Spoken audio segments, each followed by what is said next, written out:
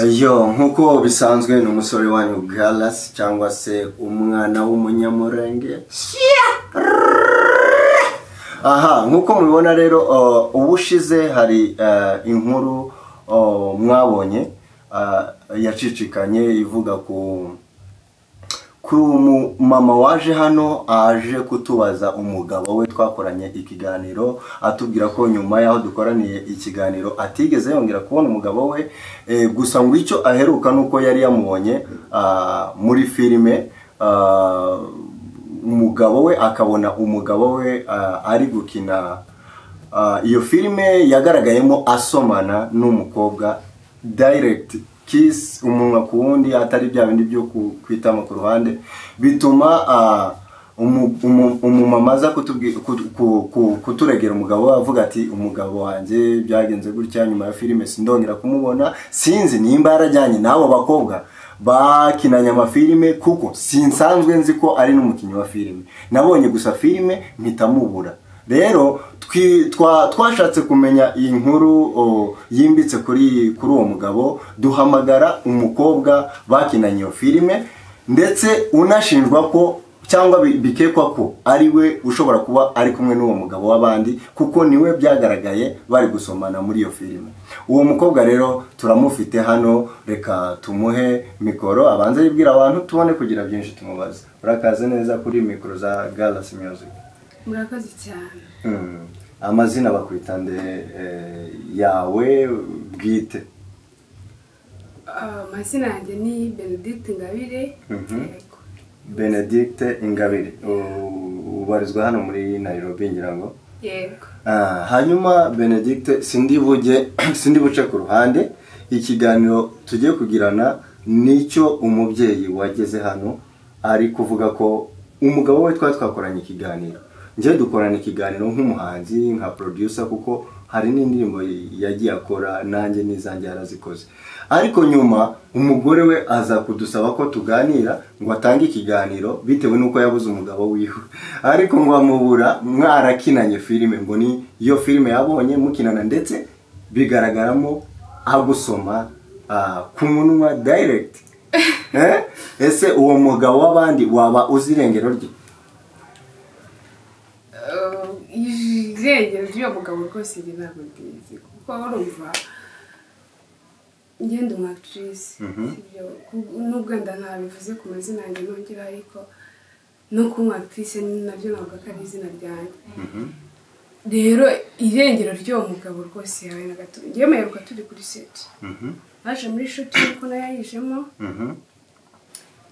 dukora nyine turakora birarangira dukora shoot rero kumenya ibiri behind cyangwa ubuzima bwite bw'umuntu kuvuga ngo namenya aho yagiye cyangwa iki cyane ko nazi n'umubano bafitanye na madamu wiwe ntabwo rwose njye nabimenya.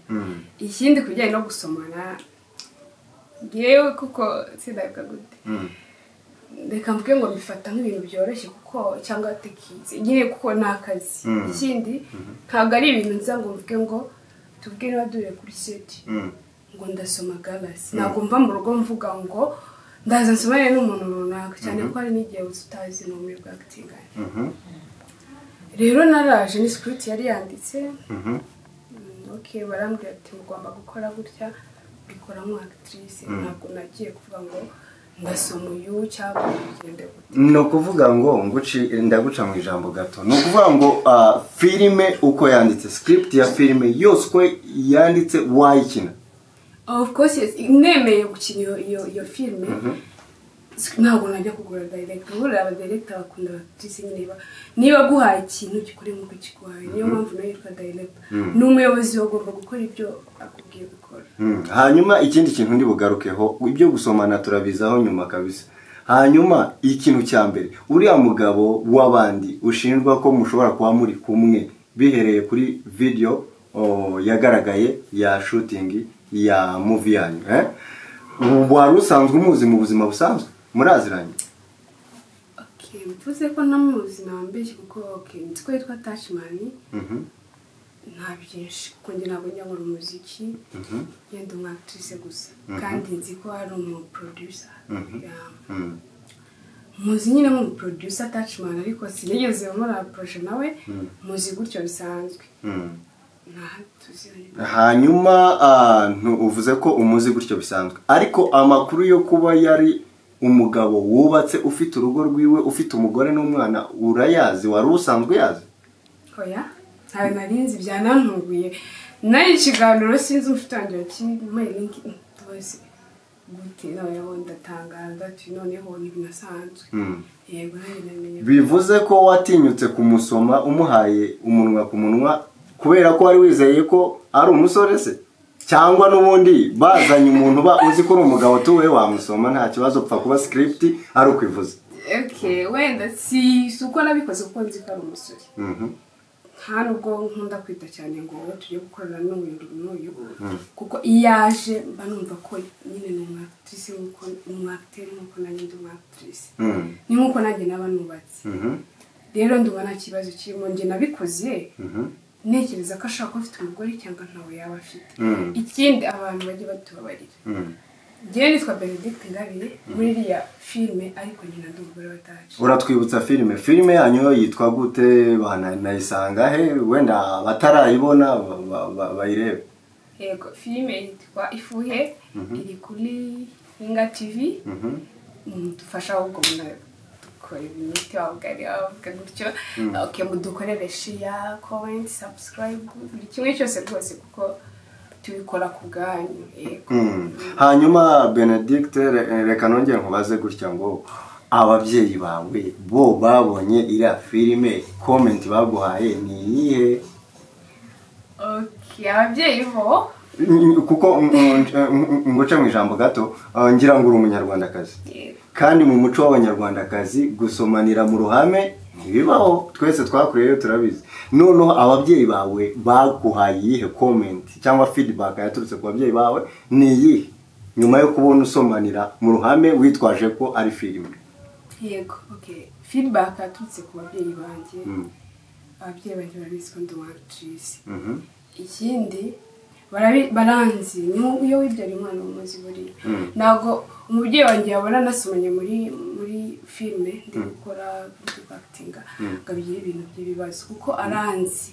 Sibyo buri iyo wakuranye nawe cyane ko nagize amahirwe yo gukorana nabo baba bazi n'ingeso zawe kuko izo ngeso nazo banzi kuba njya mu basore gutyo n'iki ntabwo reba bitindaho. Ikindi kuko babifata nabo nkaho nabyita akazi cyangwa se nabyita ibintu nakuze nkunda cyane cyane pe barabizi cyane ntabwo bo babitindaho kandi barabizi nabo ko filime ni indi shusho ndi muntu runaka baba bakubwiye gukora kubawe ntabwo atayibona. Hanyuma Benedict reka nongere nkubaze gutya ngo noneho wewe wavuze ko gusomana kuri wewe atari big deal sibyo?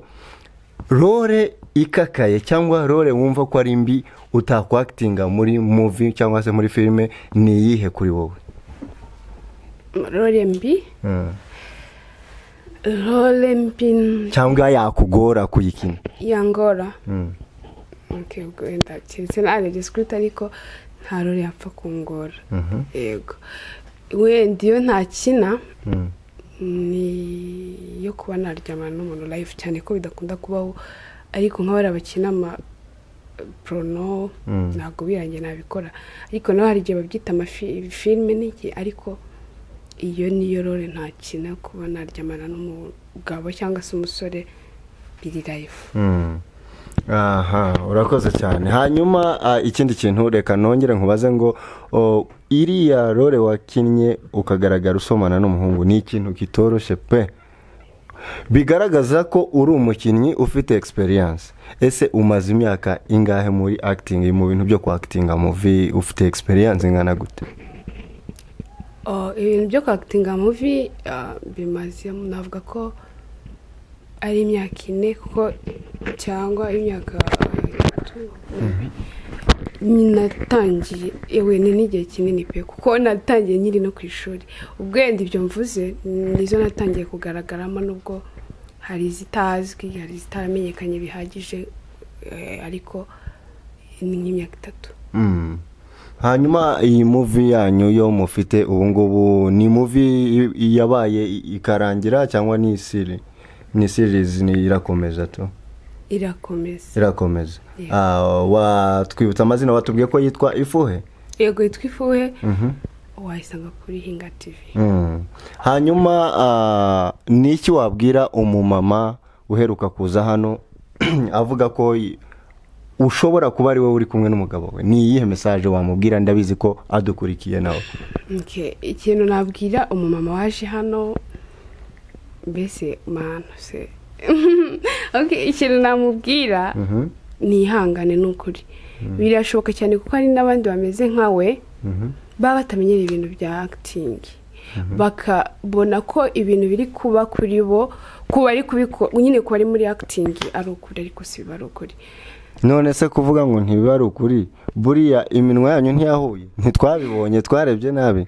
Uzi se byaba ari ibintu bikomeye iminwa yacu yarahuye wenda twari twabipanze, cyangwa se hari ukuntu twavuze ati reka duhuze iminwa ibindi bigakomeza nyuma. Ariko mu kuri nta byarangiriye kuri tele, niko navuga kuri shoot, kuri set byarabaye kuriya, arakomeza akazi kiwe aragenda, nanjye nkomeza akazi kanjye. Rero icyo namubwira pe natuze, kuko ngewe ntago nigeze nkomeza umva nta kibazo mfitanye nawe, even n'umugabo ntago ndi kumwe nawe.